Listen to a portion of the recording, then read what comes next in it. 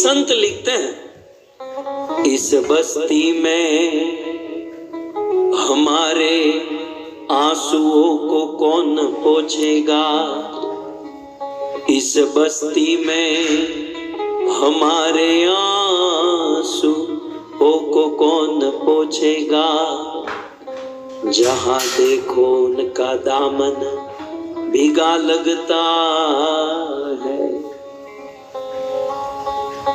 यहाँ किसको पत्थर मारे के कौन पराया है, यहाँ किसको पत्थर मारे के कौन पराया है, शीश महल में हर एक चेहरा अपना लगता है। सूफी ने बहुत सुंदर कहा कि यहाँ पर इस बस्ती में हमारे आंसुओं को कौन पोंछेगा। दुनिया में हम किसी के पास जाए, भाई मेरा एक दो दुख कम कर दे, वो अपना 10 दुख लेकर हमारे पास आएगा, क्योंकि यहाँ जिसको देखो उसका दामन भिगा लगता है। सब लोग रो रहे हैं, पूरी दुनिया रो रही है। यहाँ राजा हो या रंक, यहाँ तो सब लोग रो रहे हैं। दिल्ली के दरबार में एक भिखारी, एक भिक्षुक पहुंचा, सोचा कि मुझे कुछ दान दक्षिणा मिल जाएगी। सीधे उस राजा के कमरे में चला गया और उस समय राजा नमाज पढ़ रहे थे, अल्लाह को नमाज अदा कर रहे थे। तो भिक्षुक वहां से वापस लौटा। वो राजा जल्दी जल्दी अपनी नमाज अदा करके उस भिक्षुक के पीछे दौड़ा और कहा कि भिक्षुक तुम क्यों वापस जा रहे हो, तुम्हें जो चाहिए मांग लो। तब उस भिक्षुक ने इतना ही कहा कि मैं तुम्हारे पास आया था बहुत बड़ी आशा लेकर कि मुझे तुमसे कुछ मिलेगा, लेकिन जब मैं तुम्हारे कमरे में आया तब मुझे पता चला कि मैं भी भिखारी, तुम भी भिखारी हैं। भाई मैं तो छोटा सा भिखारी, केवल एक हाथों से मांगता हूं, तुम तो 2-2 हाथों से मांग रहे थे। तुम तो मेरे से डबल बड़े भिखारी। एक भिखारी दूसरे भिखारी से क्या मांगे। यहां सब लोग दुखी हैं। सो दुखों से मुक्त होने का दरबार तो ठाकुर का है। मैं ये कह रहा था, मांगने का सही ठिकाना तो भगवान का दरबार है।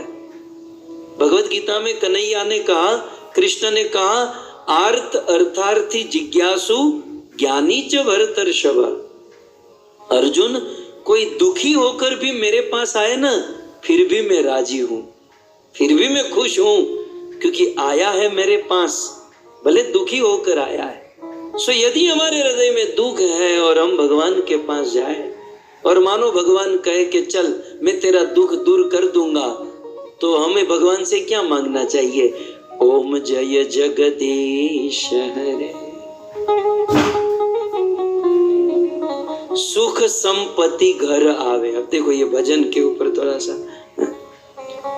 मतलब भगवान हमारे दुख दूर करने के लिए तैयार है। तुझे क्या चाहिए? तो हम क्या कहेंगे? हमें संपत्ति चाहिए। भजन में यही लिखा है ना, आरती में यही गाते हैं ना, सुख संपत्ति घर आवे, और उसके पीछे भाव क्या होता है? मेरे घर पर आवे, पड़ोसी में ना जाए। इतनी तो ईर्ष्या भरी होती है।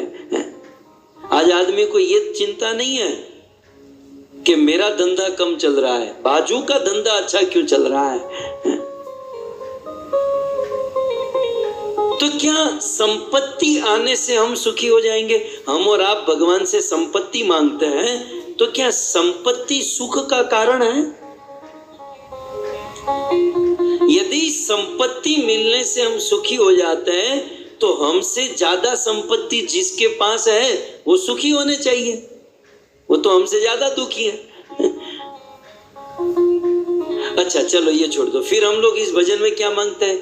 कष्ट मिटे तन का, ओके, मतलब हे प्रभु हमारे तन का कष्ट मिट जाए, मतलब शरीर में जो कष्ट है, किसी को डायबिटीज है, ब्लड प्रेशर है, ये दूर हो जाए तो आप सुखी हो जाएंगे। मतलब भगवान से कम मांगना तो सीखो। मैं ये बताना चाहता हूं, आप बड़े मुश्किल से समय निकाल कर भगवान के पास आते हो और प्रभु देने के लिए तैयार बैठा है, तो फिर प्रभु से क्या मांगना चाहिए, ये भागवत से सीखिए। भागवत से हमें ये सीखना है। यदि मांगना भी हो, पहले तो जो सच्चा भक्त होता है ना, वो भगवान से मांगता ही नहीं है। अरे राजी है जिसमें तेरी रजा है, राजी है हम उसमें जिसमें तेरी रजा है। मुझे तुमसे कोई शिकायत नहीं, मुझे तुमसे कुछ मांगना नहीं। तुझे दुख देना है तो दुख दे, सुख देना है तो सुख दे, मुझे कोई मतलब नहीं। ये तो सबसे ऊंचा भाव है। लेकिन चलो मांगना भी हुआ तो क्या मांगना, ऐसी कौन सी, मान लो कृष्ण आपके सामने आ जाए, भगवान नारायण, भगवान विष्णु, भगवान आप जिसको भी मानते हो, वो आपकी भक्ति को देखकर, त्याग समर्पण को देखकर आपके सामने आ जाए और कहे एक चीज मांगनी है, मैं तुम्हें दे दूंगा, तो आप क्या मांगोगे? केवल एक ही चीज मैं दूंगा, आप क्या मांगोगे? कष्ट मिटे तन का, कि सुख संपत्ति घर आवे?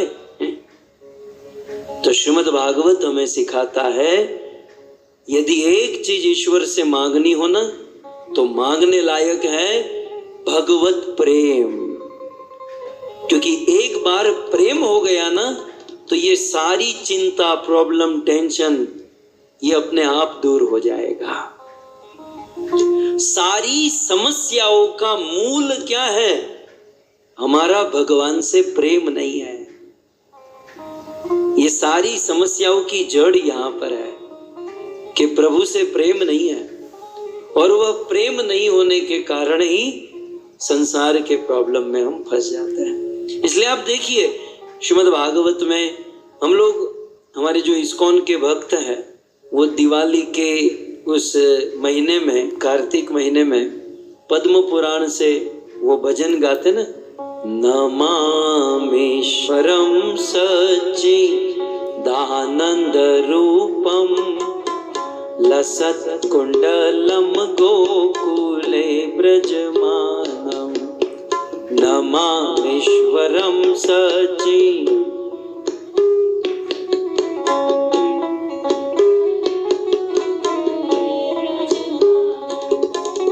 यशोदाभियोलुकलादवमानं,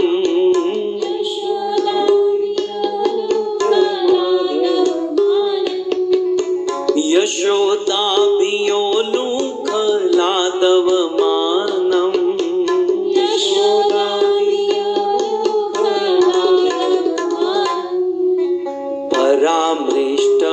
परामृष्टमत्यन्ततो धृत्य गोप्या,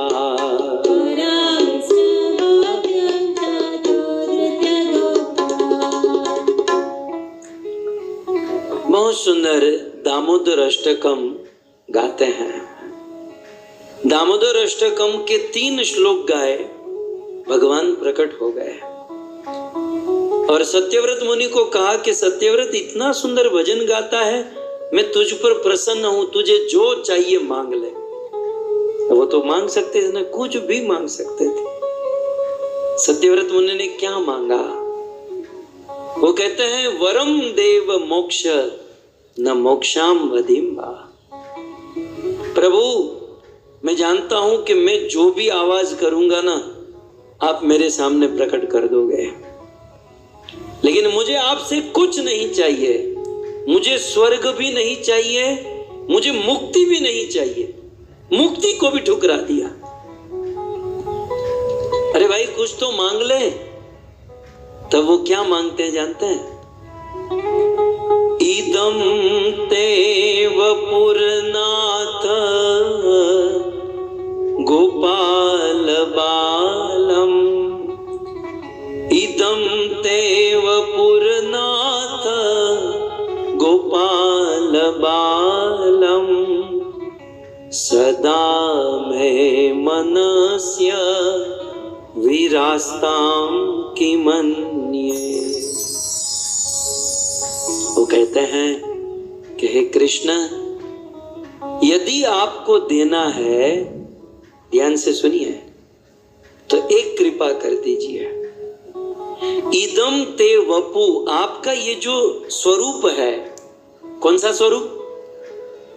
गोपाल बालम, बाल गोपालम, कन्हैया आपका ये जो बाल गोपाल स्वरूप है, सदा में मनस्य, सदा सदा के लिए मेरे मन में बसा रहे, मेरे दिल में, मेरे चित्त में, मेरे मन में सदा सदा के लिए आपका ये बाल गोपाल स्वरूप बसा रहे, ऐसा आशीर्वाद दे दीजिए। भक्तों, जब तक हमारे मन में प्रभु का स्मरण है, कोई चिंता, कोई टेंशन, कोई प्रॉब्लम नहीं। और जैसे ही हमारे मन से प्रभु का स्मरण खत्म हुआ,